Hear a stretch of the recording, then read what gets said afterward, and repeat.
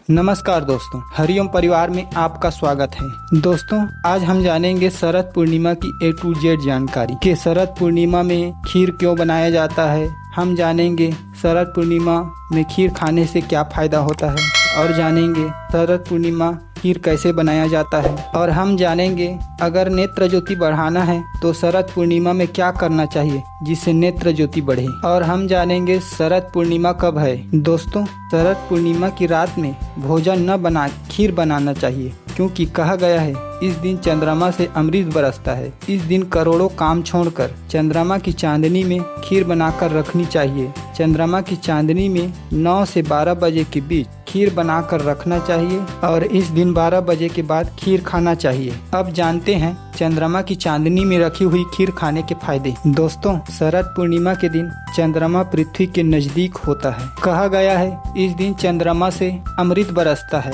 इसीलिए करोड़ों काम छोड़कर इस दिन चंद्रमा की चांदनी में खीर बनाकर रखनी चाहिए और 12 बजे के बाद उसका सेवन करना चाहिए। इस चंद्रमा की चांदनी में रखी हुई खीर का सेवन करने से हमारे शरीर पुष्ट मजबूत होता है, ओजवान तेजवान बनता है। चंद्रमा की चांदनी के खीर खाने से हमारे पित्त संबंधित रोग ठीक होते हैं, जैसे कि आँखों की जलन, अधिक गर्मी हो जाना, फोड़े फुंसी होना, गर्मी के कारण आंखें लाल हो जाना, महिलाओं के मासिक धर्म संबंधित बीमारी जैसे कि मासिक अधिक आना, देर से आना, जल्दी आना, बच्चों का चिड़चिड़ापन, थोड़ी थोड़ी बात में चिढ़ जाना, गुस्सा हो जाना, या फिर कोई भी पित्त संबंधित रोगों का लक्षण हो, उसमें यह चंद्रमा की चांदनी में रखी हुई खीर बहुत ही फायदेमंद है। इसीलिए कहा गया है करोड़ों काम छोड़कर चंद्रमा की चांदनी में रखी हुई खीर का सेवन करना चाहिए। दोस्तों, अब जानते हैं कि खीर को कैसे बनाना चाहिए। दोस्तों, खीर को कई लोग बनाते समय उसमें काजू,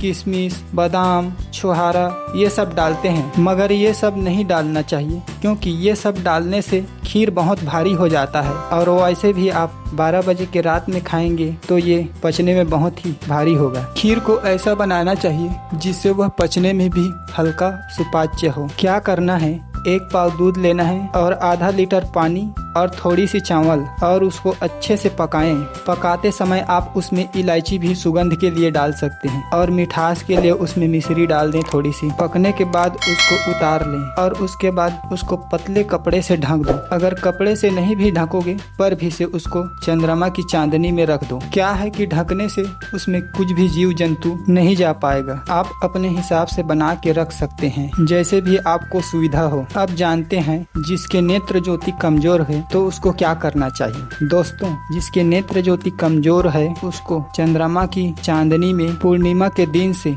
6-7 दिन तक सुई में धागा को फिरोना चाहिए। फिरोना मतलब बार बार सुई में धागा को घुसाने की कोशिश करना चाहिए। इससे आपके नेत्र ज्योति तेजी से चमत्कारिक ढंग से बढ़ेगा। और नेत्र ज्योति बढ़ाने के लिए आप चंद्रमा को एकटक एकाग्रता पूर्वक देखना चाहिए, बिना पल के झपकाए 5 से 10 मिनट। ऐसा रोजाना 1 सप्ताह तक करने से आपके नेत्र ज्योति तेजी से बढ़ेगा, आपके एकाग्रता भी बढ़ेगा। दोस्तों, खीर को आप अपने घर के जनसंख्या के हिसाब से कम ज्यादा कर सकते हैं। दोस्तों, अगर आप खीर नहीं बना सकते हैं तो आप किसी भी फल को, सेब, अमरूद, पपीता आदि को काट कर डाल सकते हैं और उसका सेवन कर सकते हैं। अगर ये सब भी ना हो तो खाली पानी को ही चंद्रमा की चांदनी में रख कर सेवन करना चाहिए। दोस्तों, मैं आप लोगों को एक जबरदस्त एंटीबायोटिक रामबाण नुस्खा बताता हूँ। क्या करना है, आप लोग 1 पाव दूध ले लेना और उसमें आधा लीटर पानी डाल देना और उसमें सोना, चांदी,